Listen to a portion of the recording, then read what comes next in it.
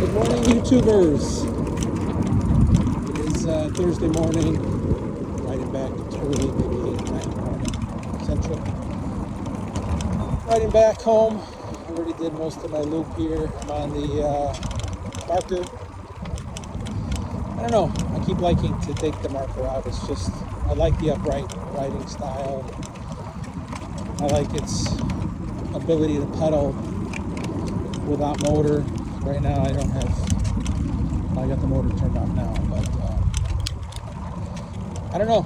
I still like it, and kind of wishing that Monarch sends out some updates to deliver that power better. But other than that, it's still a good bike. I recommend it. I don't know enough about the other bikes. Someday I'd like to try out the other bikes that are out there, the Aventons or whatever other large manufacturers. But me personally, I like sticking with the large manufacturers. I don't want to get the fly-by-night e-bikes. I've heard horror stories about them.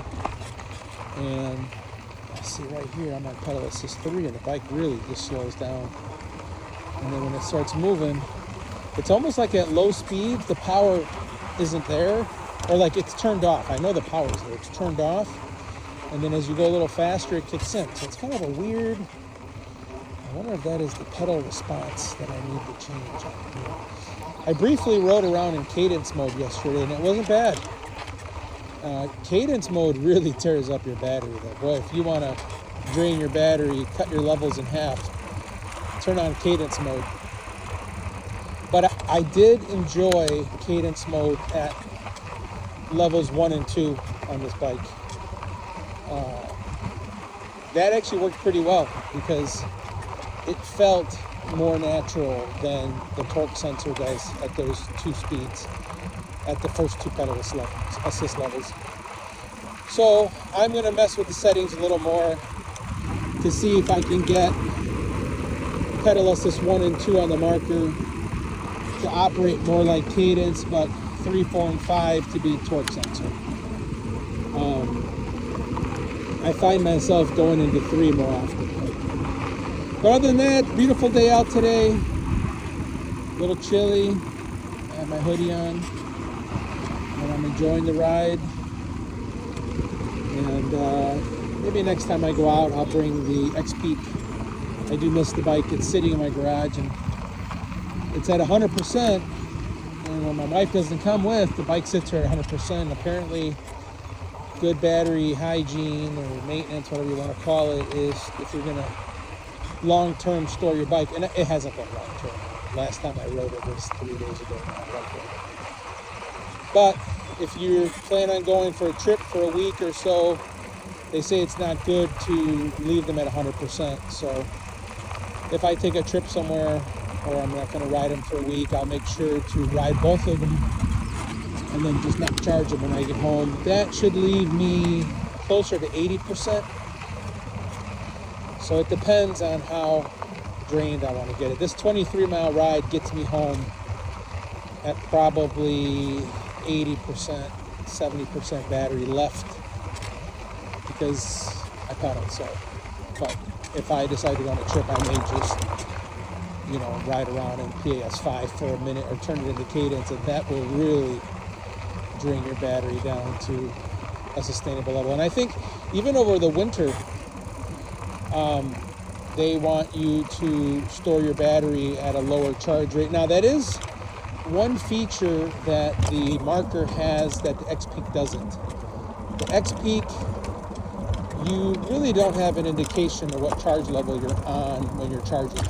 You plug in the charger, and the screen goes off, and then you just charge if your battery is in the bike. I think if you take the battery out of the bike, which I have not done, I have not charged the battery outside the bike, but I have seen the battery removed from the bike, and it does have a battery indicator with 5 or so little lights if you got to push the button, but I don't know if those stay lit. So it would be a little harder to charge your XPeak to 50%. It's probably better to take it for a ride, look at your gauge when you get back, and then just leave it at that. Where the Marker has some capability on the screens to set your max charge level. So that is kind of nice. So you could set it to only charge the battery 50% or 80%, which is nice. And that's what I plan on doing for long-term storage. I know there's been a lot of conversation on if you set the bike to charge 50%, and then you take the battery out of the bike and charge it, is it going to go 50%? I'm going to tell you right now, I haven't tried it. I don't have verification, but to me, that sounds like a hard no. If you charge the battery outside of the bike, it's going to charge 100%. I don't think the battery stores the setting that you're doing on your marker interface to say charge 50%. That doesn't get stored to the battery. That's the bike itself and the charge system on the bike telling it at 50% cut charge. So I highly doubt that the battery is going to charge 50% outside of the bike when you have it set on the bike. So I don't quote me on that, but I highly doubt it. I just don't see the technology pass through like that, where the battery itself is storing the charge capacity you want it set to. But I could be wrong. They are LG batteries. They are nicer. That is another thing I've noticed about these batteries. The Marker has an LG battery, and the XPeak just has a China. Now, I don't want to downplay it. It is a very nice battery, but I don't think they're LG. What I've noticed on the drain on this battery, it's more consistent. The power seems pretty consistent all the way through. I have not gotten this bike to a very low discharge rate, but you can set up all kinds of warnings and alarms on this bike to give you an alert when you hit certain voltages. They call it the under voltage. Maybe that's the name. I would have just called it low voltage alert. I would have just said under voltage, but that's me. I don't know.